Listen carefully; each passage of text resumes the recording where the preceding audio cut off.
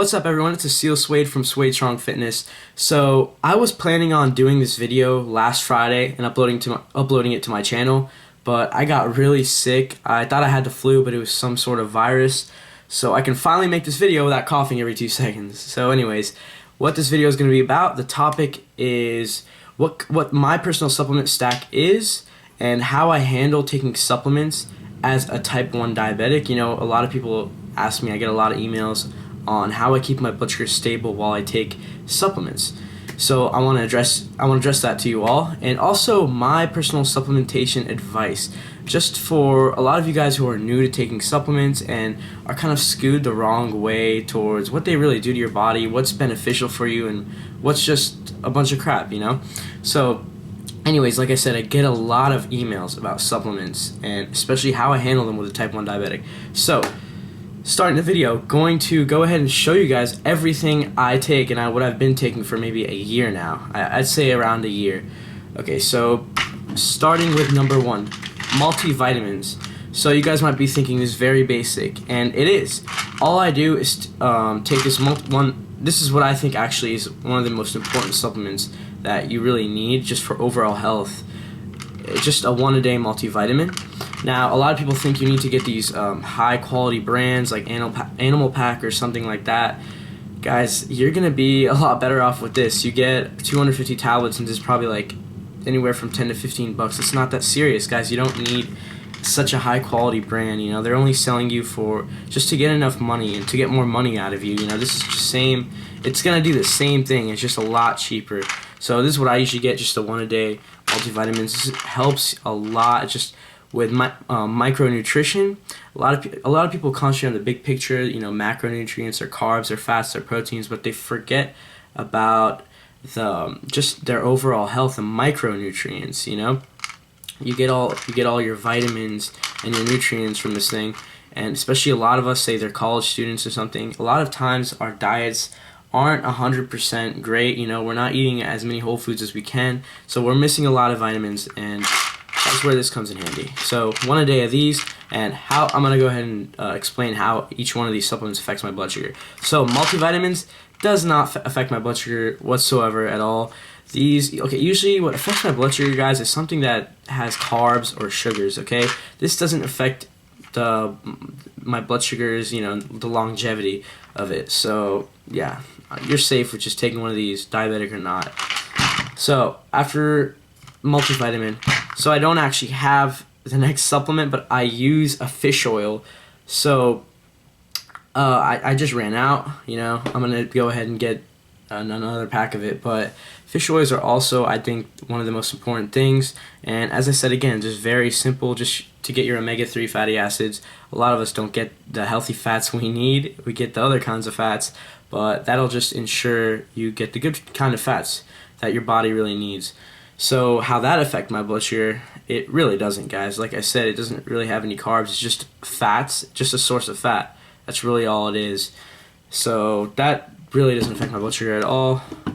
Now after C4, I use a pre-workout sometimes, but I actually haven't used a pre-workout in 2 months now, guys, to be honest, because, well, as you know, 6 weeks I couldn't work out at all due to my inguinal hernia surgery, but now I'm back at the gym. New video coming Wednesday, by the way. Be updated for that. Very special video. But I don't plan on taking a pre-workout for another month or so, maybe even 2 months. So I'll keep you guys updated on that. But how I use a pre-workout, especially if you're a type 1 diabetic, let me go ahead and give you some advice. Now, before you take this, before you hit the gym, you're going to measure your blood sugar anyway, right? You got to know what your blood sugar is before you hit the gym. It's very important. Be sure it is stable before you take this. You know, anywhere from 100 to 120, you know, if you're around my age. Speaking from experience here, by the way, you don't want to take it when your blood sugar is low or high. So if you ever have a low reading, this is what you could do if you really do want a pre-workout when you have a low reading. Just put this in like one of those shaker cups or something, and bring it with you. Obviously eat something when your blood sugar is lower, and then around like 30 minutes after, take your pre-workout. Once your blood sugar gets up a bit, you don't want to take this when your blood sugar is low. And let me tell you, if you do take it when your blood sugar is low, you really don't even feel it. It's crazy. Your low blood sugar just completely hinders the whole effect. Just speaking to you guys from experience, you know, I want to be honest with you. And then high blood sugar, don't touch this. Don't take this at all. Even if you correct yourself and you bring it for your workout later on, wait 30 minutes or whatever, don't do that, guys. It's just not worth it messing with. It's not worth messing with this when you have high blood sugar. I don't really know all the details to it, but it's just not worth it. It just can't be good for you. Okay, going on next, creatine. So this is a very basic supplement as well. Creatine, I actually haven't taken it in 2 months as well, just because, as I said, 6 weeks I couldn't even lift because of the surgery. Now, even though now this is my first week back at lifting, I didn't just start taking creatine again. I'm gonna wait another month and a half, wait for my strength to shoot back up again, get to where it was before the surgery, and then I'll start taking some creatine. Now, when I do take creatine, I just take 5 grams a day, guys. If you're new to this, first time taking creatine, you see the directions here. It says take 5 grams pre-workout and then 5 grams post-workout, after your workout. Don't do that, guys. And then it also says, or it says this on the box as well, and I bet you have a lot of friends telling you this as well. You're going to have like loading phases where you do like 20 to 25 grams of creatine a day for like a week, and then stop it completely for a month and just go back on it or something, 10 grams a day. Guys, there's been studies out there that it shows that that's not beneficial at all. Taking 5 grams a day is all you need, just daily, 5 grams. So don't listen to all that bull crap, and don't listen to all your friends who say you need like 10 grams a day at least to make gains on this or something. This just helps you very minimally. All it does is just add extra water to your muscles, which increases muscular endurance. All it will do is like help you get that last rep you've been fighting for. That's really it. So yeah, I just think it just says that, to be honest, because this is a cheap supplement. So they want you to use this up as fast as possible so you can buy another bottle. It's a marketing tactic, guys. Anyways, after the creatine, let me get this big bag right over here. Whey protein. This is a huge bag of whey protein.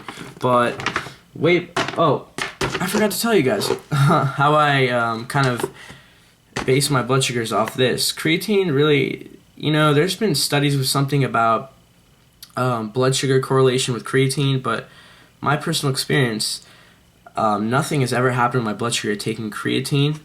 It's, as I said before, it's really just the carbs and the sugars I worry about, guys. Creatine is just creatine monohydrate. It's no source of carb or sugar. Now, I will tell you actually, quick tip, if you are a diabetic, be sure you're not getting the flavored kinds of creatine, because those usually do have some extra sugars and carbs. Well, not extra, but they do have carbs and sugars, opposed to this, where it's just plain creatine monohydrate and it has 0 flavoring, 0 sugar, 0 carbs. So don't get the flavored don't get the flavored creatine. Just get the standard creatine if you're diabetic, like me. So after that, I use whey protein. And the thing about whey protein, guys, you have to realize it's just a conveniency item. When you're a college student, or even if you forget being a college student, when you're on the run all the time, you have a job, it's hard for you to just always have high quality sources of protein like chickens, like steak, all your meats. This is really, really convenient. 2 scoops, 3 scoops of this a day. That'll knock out like 60 grams of protein. And for us, conveniency is the name of the game most of the time, because life's all about being busy nowadays, and we can't take the time for granted, and we don't always have meats in our fridge. So this is something great. Like I said, you don't need creatine. It's nothing, or you don't need whey protein. It's nothing but a conveniency item, but I love it. I personally use it in my oatmeal, or I'll put it in yogurt, and I'll just have it as a post-workout shake or something. And yeah, or just shakes any time of the day when I need to have some extra protein. So what I usually get, let me go ahead and tell you guys, my protein, I'm not affiliated with this brand at all, guys, but I'm just telling you right now, I got this 11-pound bag of whey protein months ago, still not done, and I got it for $55. So if you're getting a high quality source of protein like this, my protein, it's not even some Walmart type brand, it's a very well known brand in the UK, for $55 and 11 pounds of it, then that's saying something. You guys should really check them out. I'm pretty late to this, you know. I'm joining the bandwagon real late on this. I know a lot of people have been using, a lot of YouTubers, but that's awesome. 11 pounds for 55 bucks. Now that was a Black Friday sale, but my brother just got one, 11-pound bag, and with no sale at all, he got it for like 70, 75 bucks. So 11 pounds for high quality protein for 70, 75 bucks. Yeah, I'll take that any day. But now how this affects my blood sugar. So whey protein. So if you're a diabetic, you gotta be real careful, and when you're new to supplements, you have to make sure you know the difference between a whey protein and a mass gainer, because a lot of the times you just hear the word protein. That's all that sparks in your head when you're a newbie, and you just go for that mass gainer because that's usually what it's just says protein, protein, protein all over it. But guys, that the mass gainer has a lot of carbs in it, and that's gonna raise your blood sugar big time. You want to avoid that. The thing about whey protein, when you're looking for a whey protein supplement as a type 1 diabetic, you want to look for what has the least amount of carbs in it and the most amount of protein, just to get the most benefit out of it. So this one right over here has 3 grams of carbs for a scoop. I'll usually use a scoop or 2, so that's perfect. You know, I'd say anything between 2 to 3 grams of carbs for a scoop for a whey protein supplement is perfect if you're a type 1 diabetic. You don't really want to get anything over 5 grams of carbs for a scoop, because then you're gonna have to get insulin involved, and that's just not worth it for whey protein. You know, it's protein, for God's sakes. So yeah, it's just 3 grams of carbs. If I have it after a workout, usually my blood sugar is running a little low anyway, and I'm gonna be having a meal. Even if it's not running a little low, I'm gonna be having a meal anyway, like within 30 minutes. So I take a shot with that, but it's 3 grams of carbs. My rule of thumb usually when it comes to taking insulin for carbohydrates is anything less than 5 grams of carbs, I don't take insulin for it. So that's perfect. You know, like I said, just find something low in carbs, anything preferably 2 to 3 grams of carbs, and high in protein. So I'd recommend this. Anyways, that is my personal supplement stack. Only 1, 2, 3, 4, and then including the fish oil, which I didn't have, 5 supplements. So that's it, guys. I wanna also give you some advice about supplements. So a lot of the times we think, you know, we need to have a lot of supplements to build muscle. You know, I'll hear a lot of my friends being like, "Oh yeah, man, you know, after I'm done with the gym, I'll go talk to them and be like, oh yeah, I'm gonna start hitting the gym in a month, man. I ran out of my mass gainer, so there's no point." Like, what are you talking about? There's no point because you ran out of a mass gainer. That's not true at all. You can make a mass gainer with oats, whole milk, peanut butter, whey protein. That's all you need, you know? It's just supplements are 90% of them are just BS. You really don't need them. This is kind of like the 10%, 15% that you really only need. You know, you can even make gains without these, but that's really it, guys. You don't have to be stirred the wrong way when it comes to supplementation. It's just keep it simple, you know. Train hard in the gym. Be very knowledgeable about nutrition, about how many calories you're getting a day, and you'll be all right. You're gonna make a lot of gains. You don't need to spend $100 a month on supplements. That's just absolutely ridiculous. You're just spending money for no reason.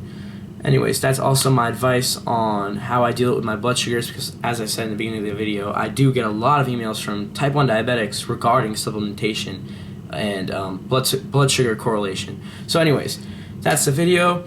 If you enjoyed this video and benefited from it, please be sure to give it a like and also subscribe to my channel. Leave any thoughts or comments down below. New video coming Wednesday and Friday. Monday, Wednesdays, and Fridays are when I will have new videos out. Anyways, thank you very much for watching, guys. As always, stay strong.